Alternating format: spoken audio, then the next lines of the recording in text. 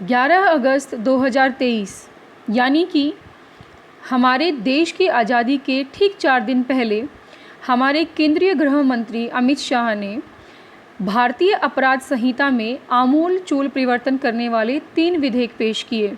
अब ये क्या हैं 3 विधेयक, हम इस वीडियो में पूरी डिटेल के साथ पढ़ेंगे।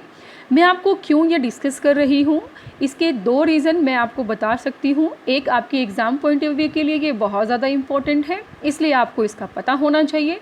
दूसरा, आप एक भारतीय नागरिक हैं तो आपको इसकी समझ होनी चाहिए कि कहाँ पर हमारे जो प्रणाली है उसमें चेंज आ रहे हैं और वो हमारे लिए कितने फ़ायदेमंद हो सकती है।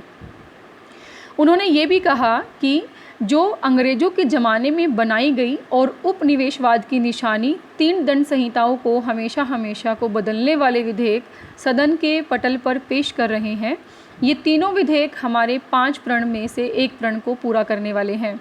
चलिए, ये बात अलग हुई कि वो प्रण कर रहे हैं, लेकिन हमारे लिए वो कितना बेनिफिशियल है ये आपको लास्ट तक पता चल जाएगा। 1860 से 2023 तक देश की आपराधिक न्याय प्रणाली अंग्रेज़ों द्वारा बनाए गए कानूनों के मुताबिक काम कर रही है।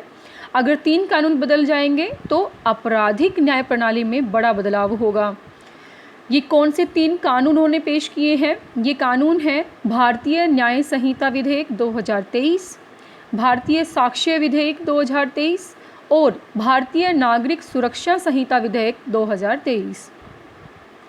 किसको चेंज करके ये विधेयक पेश किए गए हैं?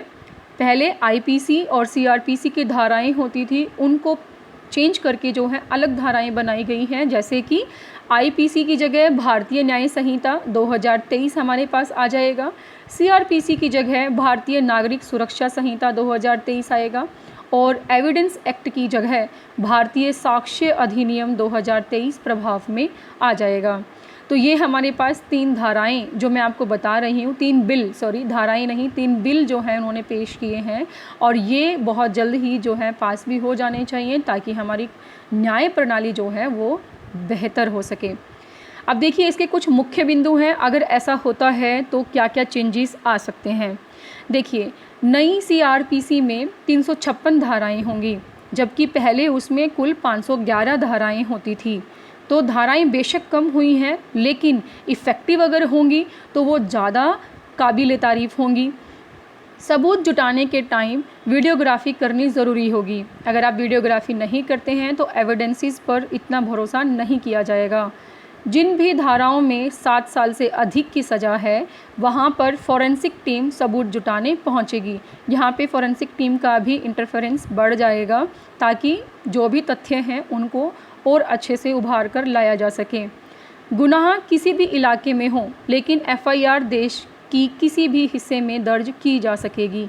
पहले ये होता था कि अगर आपके आसपास पे कोई भी वारदात होती है तो आपके ही नज़दीक के सदर थाने में आप एफआईआर करा सकते हो, परंतु ये एक बहुत ही अच्छा कदम है कि आप देश के किसी भी कोने में जा कर के एफआईआर करा सकते हो।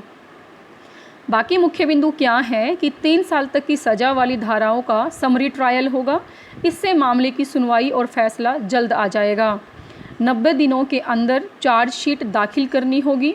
जो एक चार्जशीट दी जाती है वो 90 दिनों के अंदर जो है सबमिट करनी होगी और 180 दिनों के अंदर हर हाल में जांच समाप्त की जाएगी। यानी कि यहाँ पे जो रिज़ल्ट्स रहेंगे केस को निपटाने के वो भी इफ़ेक्टिव रहेंगे और जल्दी हुआ करेंगे।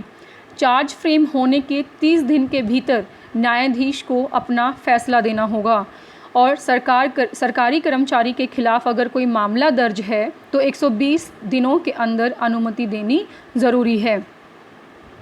घोषित अपराधियों की संपत्ति की कुर्क की जाएगी। संगठित अपराध में कठोर सज़ा सुनाई जाएगी। यानी कि जो भी अपराधी हैं उनकी संपत्ति को लेकर के भी जांच पड़ताल की जाएगी और उसी के अकॉर्डिंग उनकी सज़ा का प्रावधान भी किया जाएगा।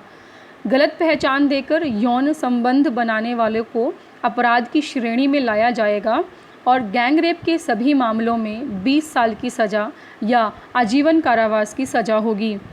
इससे भी बेहतर जो हम कह सकते हैं, जो सरकार ने फैसला लिया है वो क्या है कि 18 साल से कम उम्र की बच्चियों के साथ अगर यौन शोषण किया जाता है तो उस मामले में मौत की सज़ा का भी प्रावधान जोड़ा जाएगा। पहले ये हमारे भारतीय संविधान में नहीं था कि किसी को भी मौत की सज़ा सुनाई जाए, परंतु अगर ये घिनौना अपराध किया जाता है तो यहाँ पर मौत की सज़ा का भी प्रावधान जोड़ा जाएगा। राजद्रोह कानून पूरी तरह से ख़त्म किया जा रहा है। तो इस तरह की हमारी कुछ आपराधिक न्याय प्रणाली होगी जिसमें जल्दी फैसले होंगे और आप कह सकते हैं कि ऐसे फैसले होंगे जिससे जो भी विक्टिम है उसको न्याय मिल पाएगा। तो ये था आज का हमारा एक ऐसा पहलू जिसको हमें डिस्कस करना बहुत ज़रूरी था। आई होप आपको वीडियो पसंद आई होगी। अगर आपको ये कुछ महत्वपूर्ण जानकारी लगती है तो आप अपने फ्रेंड्स के साथ इसको शेयर कर सकते हैं, हमें भी अच्छा लगेगा। धन्यवाद। और अगर आपको कोई भी किसी तरह की जानकारी चाहिए या आप इससे जुड़े कुछ बातें हमारे साथ शेयर करना चाहते हैं तो हमें कमेंट बॉक्स में ज़रूर बताइएगा। धन्यवाद।